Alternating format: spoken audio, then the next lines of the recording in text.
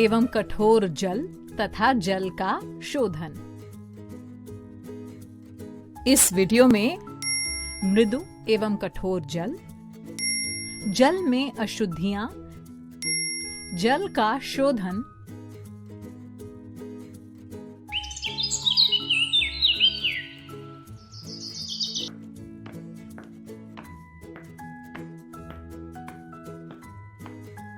ये दीदी आ गई, दीदी आ गई। अरे वाह बच्चों, आज तो तुम सब बिल्कुल समय पर आ गए। हाँ दीदी। अरे खोजी, तुम क्या सोच रहे हो? दीदी, आज मैं जब पानी के मटके से पानी पी रहा था तो मैंने देखा कि पानी के गिलास में कुछ सफेद सफेद जमा हुआ था, पर मुझे ये समझ नहीं आ रहा कि वो क्या था। अरे खोजी, ये पानी में घुले हुए लवणों के कारण होता है, लेकिन ये हर जगह नहीं होता, क्योंकि अलग अलग जगहों के पानी में लवणों की मात्रा कम या ज्यादा होती है। इन लवणों की मात्रा के आधार पर जल को कठोर या मृदु जल कहते हैं। मृदु और कठोर जल, ये क्या होते हैं दीदी? हम सब ने पहले पढ़ा था ना कि उपयोगी जल जमीन से आता है या फिर आसपास के नदियों से सप्लाई होता है। तो कई बार जमीन से या नदियों के पानी में प्राकृतिक रूप से कुछ लवण भी घुलकर आ जाते हैं। अलग अलग जगह पर अलग अलग तरह के लवण होते हैं, इसलिए तो अलग अलग जगह के पानी का स्वाद भी अलग अलग होता है। वैसे शुद्ध पानी तो अपना कोई स्वाद नहीं रखता, याद है ना? हाँ दीदी। और किसी जगह के पानी में कुछ ऐसे खनिज लवण होते हैं जिनके घुले होने पर वो कुछ कार्यों जैसे कपड़े धोने आदि के लिए अनुपयुक्त हो जाता है। ऐसे पानी को कठोर जल यानी कि हार्ड वाटर कहते हैं। दीदी, कैसे पता चलेगा कि किस जगह कठोर जल है और किस जगह मृदु जल है? सवाली, ये तो प्रयोग करके ही पता लगाया जा सकता है। तो चलो, इसके लिए हम संपर्क भैया की मदद लेते हैं। आ गए मेरे छोटे वैज्ञानिकों। अच्छा, तो आज आप मृदु और कठोर जल के बारे में जानना चाहते हो, तो देर किस बात की, चलो शुरू करते हैं।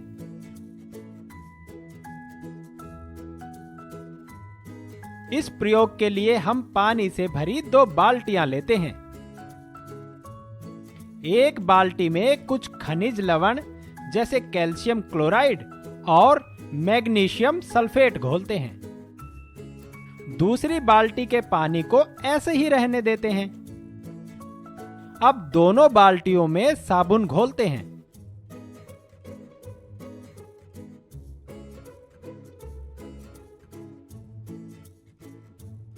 अब देखिए, जिसमें खनिज लवण मिले थे उस पानी में साबुन के झाग कम बने। आप सोच रहे होंगे ऐसा क्यों हुआ? बच्चों, वो इसलिए क्योंकि इस बाल्टी में खनिज लवण घोलने के कारण इसका पानी कठोर जल में बदल गया है।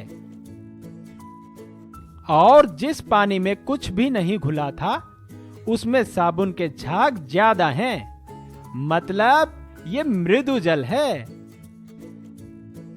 चलो बच्चों, एक और प्रयोग से आपको कठोर और मृदु जल के बारे में समझाता हूं। इस प्रयोग के लिए एक बीकर में कठोर जल लेते हैं, एक में मृदु जल लेते हैं। अब दोनों प्रकार के पानी को 5 मिनट तक उबालते हैं। ये देखिए, जिस बीकर में कठोर जल था उसकी तली में सफेद रंग की परत जमा हो गई, जबकि दूसरे बीकर में ऐसा कुछ नहीं हुआ। अच्छा बच्चों, फिर मिलेंगे बच्चों एक नई जानकारी के साथ। तो बच्चों, अब पता चल जाएगा ना कठोर और मृदु जल क्या होते हैं? हाँ दीदी।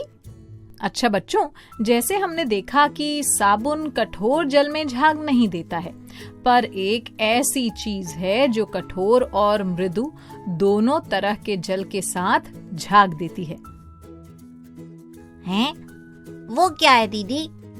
वो है हमारा वॉशिंग पाउडर या अपमार्जक यानी कि डिटर्जेंट, जिससे हम अपने कपड़े धोते हैं।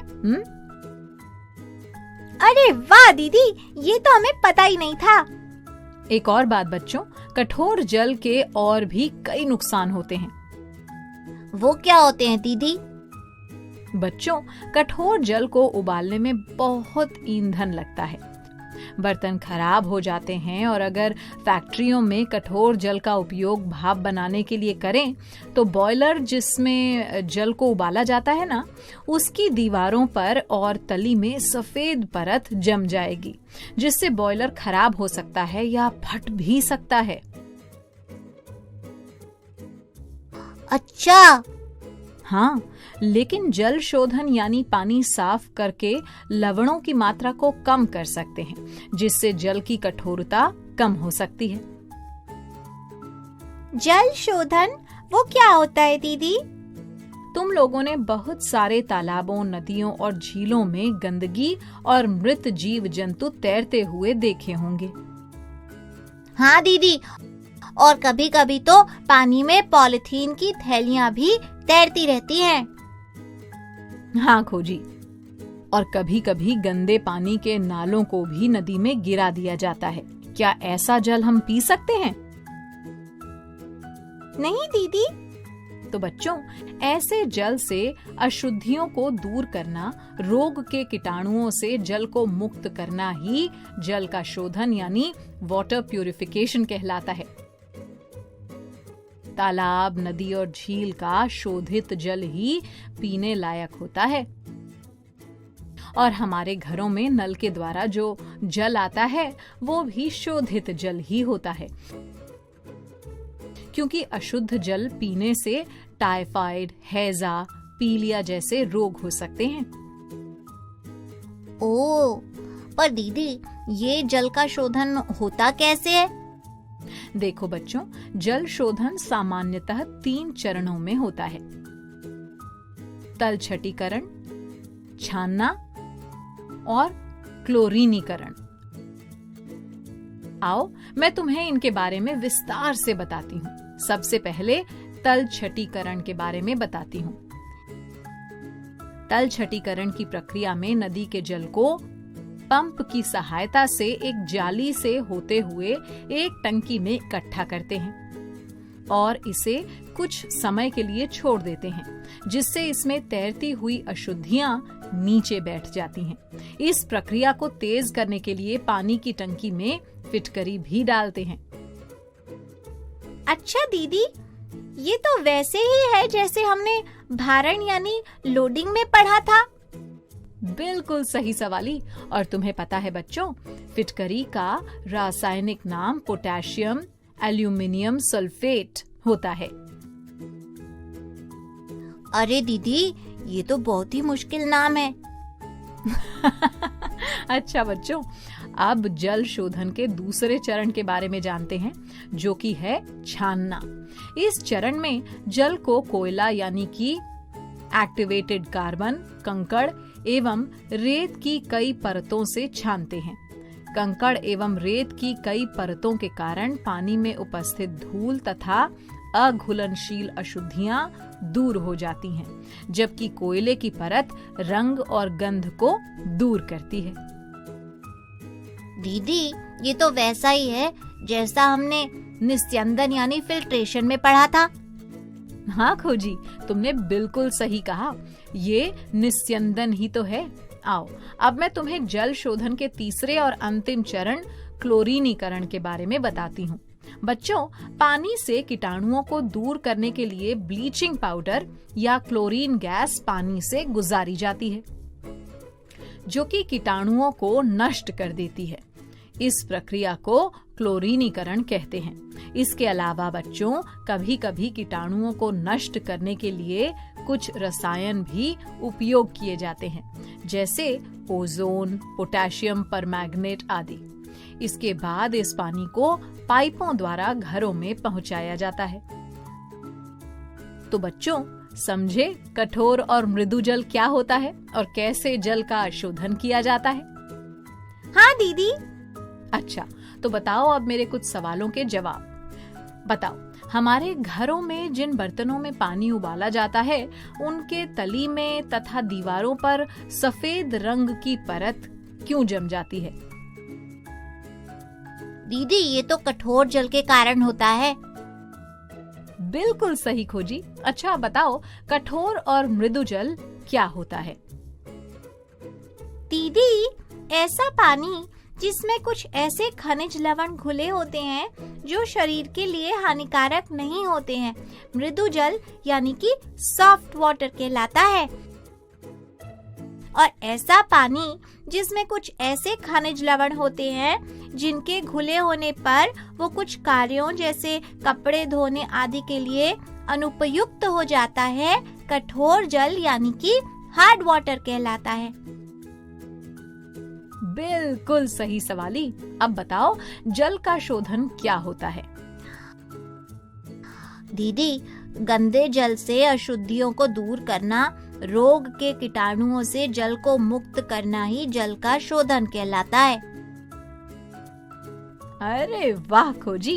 अब बताओ, जल शोधन की प्रक्रिया में कौन कौन से चरण सम्मिलित होते हैं? दीदी जल शोधन की प्रक्रिया में 3 चरण होते हैं, तलछटीकरण, छानना और क्लोरीनीकरण। शाबाश। तो आज के लिए इतना ही। अब तुम लोग संपर्क भैया से मिलो, ठीक है? मैं चलती हूँ। मैं आया आया आया आया आया।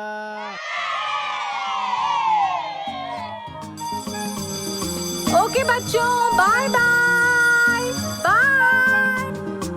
बच्चों अब मैं जाती हूँ, कल फिर मिलने आती हूँ।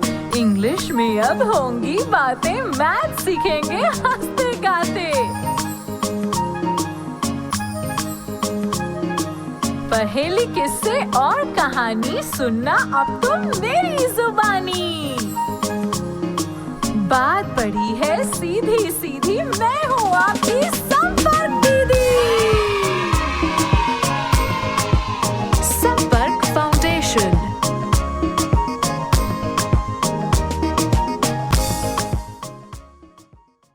आपको ये वीडियो देखकर मजा आया ना? अगर आप इस वीडियो से संबंधित अन्य संसाधन जैसे कि अन्य वीडियो, गतिविधियां, क्विज इत्यादि देखना चाहते हैं तो अभी डाउनलोड करें संपर्क स्मार्ट शाला मोबाइल एप्लीकेशन। और हाँ, अगर आपको ये वीडियो अच्छा लगा हो तो इसे जरूर लाइक करें। और भी नए नए वीडियोस देखने के लिए सब्सक्राइब बटन पर क्लिक करना न भूलें। मिलते हैं बहुत जल्द YouTube और संपर्क स्मार्ट शाला ऐप पर।